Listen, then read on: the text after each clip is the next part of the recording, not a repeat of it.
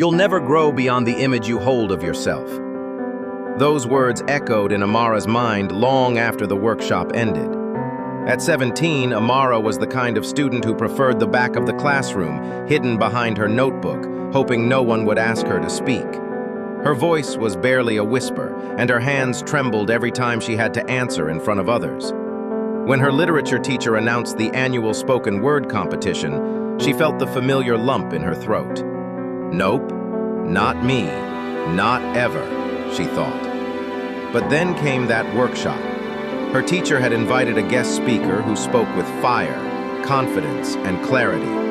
The speaker quoted Bob Proctor and talked about something Amara had never heard of before. Your self-image is the thermostat of your life. It doesn't matter what room you enter, it set the temperature. Amara couldn't stop thinking about it. That same evening, she stood in front of her mirror, just staring at herself.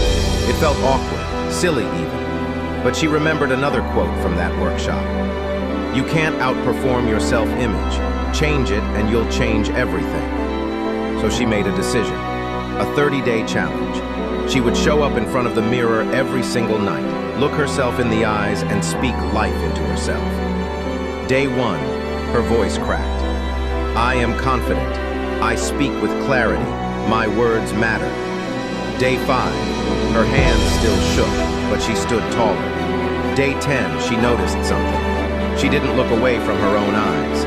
Day 18, she actually smiled after speaking. Day 25, she added her poem to the ritual, performing it in full to her reflection. By day 30, she wasn't reciting anymore. She was believing.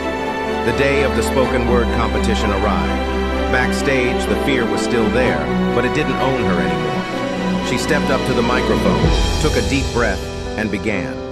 Her voice didn't tremble. Her hands stayed still. She stood in full expression, not to prove anything to the crowd, but because she finally believed what she told herself in the mirror. The audience clapped. Some even stood.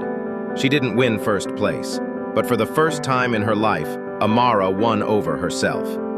That night, back at her mirror, she said, I don't need to hide anymore, I see me now.